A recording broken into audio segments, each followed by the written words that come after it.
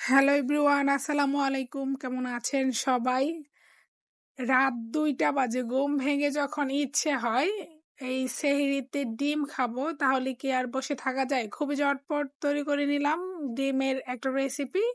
ভাবলাম আপনাদের সাথেও শেয়ার করে নেই মজাদার একটা রেসিপি।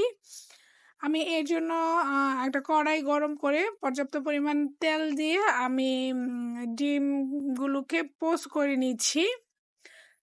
আর ডিমগুলোকে চাইলে আস্তেও রাখা যায়, কিন্তু আমি চাচ্ছি এটাকে ফোল্ড করে রান্না করব। এজন্য আমি সবগুলো ডিমকেই পোস্ট করে নিয়ে আমি ডিমগুলো ফোল্ড করে নিচ্ছি। আমি প্রত্যেকটা ডিমের উপরেই কিন্তু লবণ দিয়েছি। আমি লবণ দিয়েই ডিমটা পোস্ট করে নিচ্ছি। আমার প্রয়োজন মতো আমি এক এক করে ডিমগুলো পোস্ট করে নিয়ে একই প্যানে আমি 2 টেবিল চামচ পরিমাণ তেল দিয়ে দিলাম। আমি 3টা এলাচ, 2টা দারচিনির টুকরা আর একটা তেজপাতা ছোট করে টুকরো করে নিয়েছি।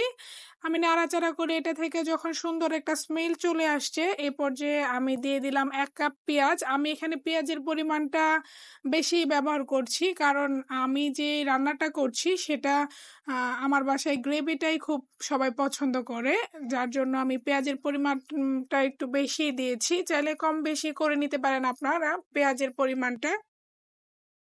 পেঁয়াজটা ভাজা হয়ে আসলে এর মধ্যে আমি 1 টেবিল চামচ পরিমাণ আদা রসুন বাটা দিয়ে দিলাম। এটা আমার একসাথে যেহেতু করা আছে, আমি একই সাথে দিয়ে কিছুটা নাড়াচাড়া করে নিব, যেহেতু এটা ফ্রোজেন করা। আমি কিছুক্ষণ নাড়াচাড়া করে এর মধ্যে সামান্য পরিমাণ পানি দিয়ে দিব, যেন পেঁয়াজটা পুড়ে না যায়। পানিটা দিয়ে আমি 1/2 চা চামচ হলুদের গুঁড়া, 1 চা চামচ মরিচের গুঁড়া, 1/2 চা চামচ আমি জিরের গুঁড়া ব্যবহার করেছি, স্বাদ মতো দিয়ে দিলাম লবণ। দিয়ে আমি মশলাটাকে ভালোভাবে কষিয়ে নিব।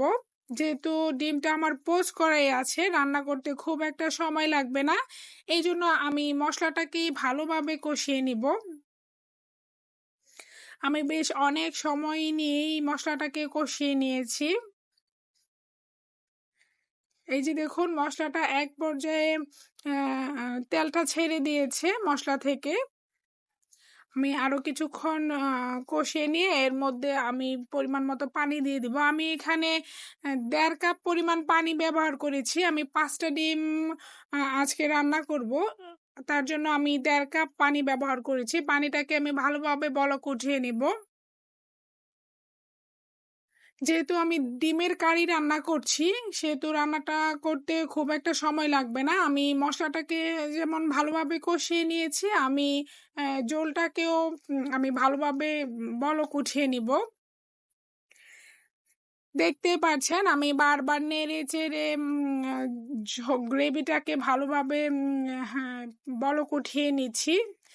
আমি আবারও বলছি, যেহেতু ডিমটা রান্না হওয়ার কিছুই নেই, আমি পোস্ট করে নিয়েছি, সেহেতু আমি ঝোলের পানিটাকেও ভালোভাবে বলক উঠিয়ে নিব। ভালোভাবে বলক উঠিয়ে নেওয়ার পর আমি এক এক করে ডিমগুলো দিয়ে দিব।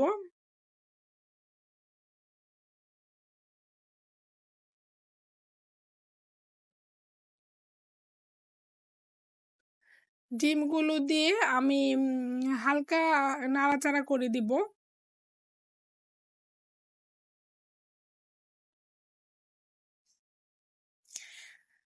খুব বেশি নাড়াচাড়া করা যাবে না, তাহলে দেখা যাবে ডিমগুলো ভেঙে যাওয়ার চান্স থাকবে। ডিমগুলোকে একদমই ভেঙে ফেলা যাবে না। আমি ঢাকনা ছাড়াই আমি পুরো রান্নাটা কমপ্লিট করেছি, ঢাকনার কোনো প্রয়োজন হবে না এই রান্নাটার ক্ষেত্রে। কিছুক্ষণ পর আমি যখন ভালোভাবে বলক চলে আসছে, আমি ডিমগুলোকে উল্টে দিচ্ছি।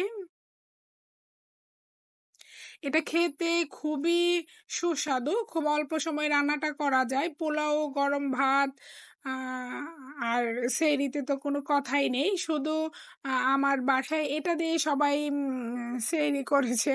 আমি এটা যখন রান্না করেছি, তো মাঝে মধ্যে এরকম রান্না করতে খুব ভালোই লাগে। এর মাঝখানে আমি আরো একবার রান্নাটা করে নিয়েছিলাম, তো পরিবারের ডিমান্ডে আবার যেহেতু রান্নাটা করেছি, অনেক টেস্ট হয়েছে, সেহেতু আবার রান্না করার সময় ভাবলাম যে আপনাদের সাথে শেয়ার করে দিই রান্নাটা। আমি এই রান্নাটা মূলত আমার মায়ের কাছ থেকেই শেখা। তা আমি এর মধ্যে ৩টা কাঁচামরিচ দিয়ে দিলাম, সুন্দর একটা ফ্লেভার চলে আসবে কাঁচামরিচের। আমি এখানে ধনিয়া পাতা ব্যবহার করছি না, তাহলে ডিমের একটা সুন্দর যে ফ্লেভার আসে সেটা আর থাকে না, ধনিয়া পাতার ফ্লেভারটা ছড়িয়ে যায়। চাইলে কেউ ব্যবহার করতে পারেন। রান্নাটা আমার কমপ্লিট হয়ে গিয়েছে। আমি চুলাটা বন্ধ করে দিয়ে এখন সার্ভ করে দিব। ভিডিওটা ভালো লাগলে একটা লাইক দিয়ে যাবেন। ভিডিওটা দেখার জন্য সবাইকে অসংখ্য ধন্যবাদ। আসসালামু আলাইকুম।